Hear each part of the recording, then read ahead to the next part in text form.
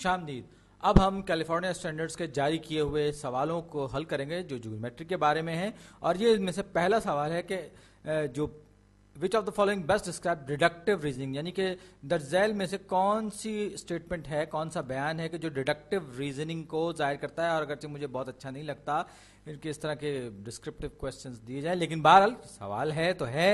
तो deductive reasoning क्या होती है? डिडक्टिव रीजनिंग होती है कि हम कुछ हकायक को सामने रखते हुए कोई और तीसरी चीज को, तीसरी हकीकत को अखज करते हैं, डिड्यूस करते हैं, तो इसको हम डिडक्टिव रीजनिंग कहते हैं। जैसे मिसाल के तौर पर अगर हमसे ये कहा जाए कि सारे के सारे लड़कों का कद लंबा होता है, अगर हमसे ये कहा जाए कि सारे के सारे लड़के लंबे कद के होते हैं और कुल्लुन तवीलुल फितनतुन वाली बात है, यानी लड़के बेवकूफ़ होते, खैर वो एक मजाक की बात है, सारे के सारे लड़के लंबे होते हैं। और ये कहा जा रहा है कि बिल नाम का एक लड़का है, ए बॉय, ये ए और बॉय अलग अलग है, मिला हुआ नहीं है।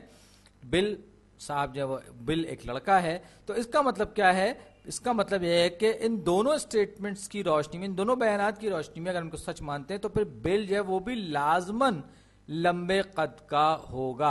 यानी हमने दो पहले जो स्टेटमेंट्स थे उनको सच मानते हुए हमने कहा कि तीसरा स्टेटमेंट हमने अखज किया, डिड्यूस किया कि बिल जो है वो भी लंबा होगा। और इसी चीज को हम डिडक्टिव रीजनिंग कहते हैं। ये इसको बिल साहब को डिडक्टिव ना पढ़ लीजिएगा, तो ये डिडक्टिव रीजनिंग है। अब इस चीज को सामने रखते हुए एक और तरह की रीजनिंग होती है जिसको हम इंडक्टिव रीजनिंग कहते हैं। और उसमें हम जिसे कहना चाहिए कि कुछ उमूमी, कुछ एग्जाम्पल्स लेते हैं, कुछ स्पेसिफिक एग्जाम्पल्स लेते हैं और फिर उनको बयान करते हुए हम एक जनरलाइज फॉर्म में किसी भी चीज को हम कहते हैं कि हाँ ये बात दूसरी। लेकिन बाल यहां पर जो हमसे पूछा जा रहा है वो डिडक्टिव रीजनिंग के बारे में पूछा जा रहा है।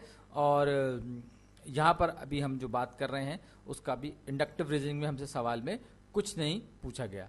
तो अब ये जो कैलिफोर्निया स्टैंडर्ड लैंग्वेज स्टैंडर्ड्स की जो जुबान है, इसमें आप देख सकते हैं कि using logic to draw conclusion based on accepted statement, यानी कि हम किसी भी लॉजिक को इस्तेमाल करते हैं कंक्लूजन एक्सेप्टेड स्टेटमेंट, यानी कि पहले से हम जिन स्टेटमेंट्स को दुरुस्त मानते हैं उनकी बुनियाद पर हम कंक्लूजन ड्रॉ करते हैं लॉजिकली। और फिर accepting meaning of a term without definition, ये तो रट्टाफिकेशन होता है कि अगर हम किसी भी चीज के मायने को समझे बगैर उसको कबूल कर लें, ये रट्टाफिकेशन ही कहलाएगा।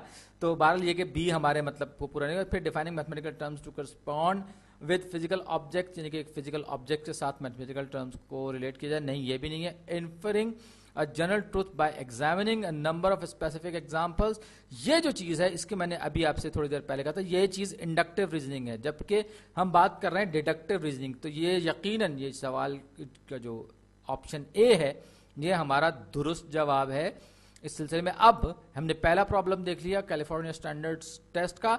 अब दूसरा प्रॉब्लम नंबर 2, ये मैं अभी ऑफ द स्क्रीन जाके मैं कॉपी कर रहा हूं और ये जनाब मैं ला के इसे मैं कर रहा हूं पेस्ट। मैं दरअसल अपने तौर पर लिखना नहीं चाह रहा, मैंने को कॉपी पेस्ट यहां पे कर रहा हूं ताकि आपको बिल्कुल वही चीज नजर आए। अब ये नीचे में एक डायग्राम दी गई है जिसमें हमसे कहा गया है कि एंगल, ये जो अलामत है एंगल 1 कंग्रुएंट है एंगल 4 के, जिसका मतलब ये कि मेजरमेंट है जो एंगल का, एंगल 1 का, वो एंगल 4 के मेजरमेंट के बराबर है। ये कंग्रुएंसी की अलामत बाज़ दफ़ा हम measurement of angle 1 is equal to measurement of angle 4 लिखते हैं। वो और ये जो कंग्रुएंसी है इसका मतलब बिल्कुल एक ही है। कहने का मतलब ये कि ये जो दोनों एंगल हैं, एंगल 1 और एंगल 4, ये अपनी मेजरमेंट के एतबार से बिल्कुल बराबर हैं। कोई जरूरी नहीं है कि एक लाइन पर हो, कोई जरूरी नहीं है कि ये बिल्कुल एक ही हो, बल्कि ये दो अलग अलग एंगल्स हैं। अलबत्ता इनकी मेजरमेंट जो है, चाहे वो डिग्रीज में चाहे वो रेडियंस में, वो आपस में बराबर है। ये बात हमसे कही जा रही है। Which of the following conclusion does not have to be true, यानी कि कौन सा स्टेटमेंट्स है, ये जो कंक्लूजन जो नीचे लिखे हुए हैं इनमें से कौन सा कंक्लूजन ऐसा है जो कि दुरुस्त नहीं हो सकता। तो अब सबसे पहले इन्होंने कहा कि 3 और 4 जो है सप्लीमेंट्री एंगल्स जो होते हैं उनका सम जो है वो 180 के बराबर होता है।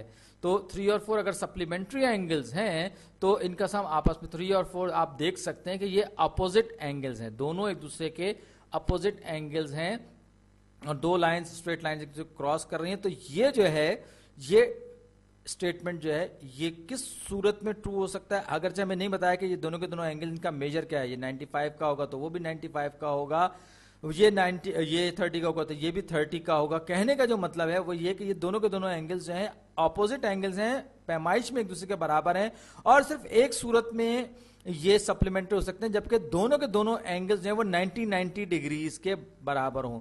यानी कि 3 अगर 90 डिग्रीज का है तो 4 भी 90 डिग्रीज के बराबर हो। लेकिन ये बात हमें इसमें नहीं बताई गई है, इस पूरी डायग्राम में हमें कहीं ये बात नहीं बताई गई है। लिहाजा मैं ये कहूंगा कि स्टेटमेंट 1 जो है, ए जो है, कंक्लूजन ए जो है वो does not to be true वाली शर्त पे पूरा होता है कि ये पूरा नहीं। अच्छा, इसी तरह लाइन एल जो है वो पैरेलल है लाइन एम के, जी हाँ ये बात बिल्कुल दुरुस्त है, लाइन एल और लाइन एम जो है वो पैरेलल हैं, ये आप देख सकते हैं, क्योंकि 1 और 4 का जो मेजरमेंट है, एंगल 1 और एंगल 4, इनका मेजरमेंट आपस में बराबर है। अगर 1 का मेजरमेंट 4 के जो भी 1 का मेजरमेंट है उसके अपोजिट एंगल यानी कि 2 का जो मेजरमेंट है वो बराबर होगा एंगल 1 के, और ये क्योंकि ये एंगल 1 जो है ये 2 के बराबर है और एंगल 1 साथ ही साथ एंगल 4 के भी बराबर है, तो जाहिर बात है ये दोनों की दोनों लाइंस जो हैं ये आपस में पैरेलल होंगी, वरना एंगल 1 और एंगल 4 के आपस में बराबर होने का कोई जवाज नहीं बनता था। तो ये चीज यहां पर जाहिर हो रही है कि एल और एम जो है एक दूसरे के पैरेलल हैं। क्यों पैरेलल है? इसलिए कि एंगल 1 और एंगल 4 की मेजरमेंट आपस में बराबर है। अब स्टेटमेंट या कंक्लूजन सी में कह रहे हैं कि 1 जो है वो कन्ग्रुएंट है 3 के, तो 1 कन्ग्रुएंट है 3 के। अभी हमने देखा अब कि ये लाइंस पैरेलल है, तो ये एंगल और ये एंगल दोनों के दोनों आपस में बराबर है, 3 और 4 जो है ये भी आपस में बराबर है। बल्कि और अगर आप गौर से देखें तो 1 2 3 4 ये चारों के चारों एंगल्स असल में आपस में बराबर हैं, क्योंकि लाइन एल और लाइन एम आपस में पैरेलल है और लाइन टी जो है ट्रांसवर्सल है। और उसके साथ ही एंगल 2 और एंगल 3, एंगल 2 और एंगल 4 की मेजरमेंट जो है वो आपस में बराबर है, यानी कि 1 और 4 आपस में बराबर है।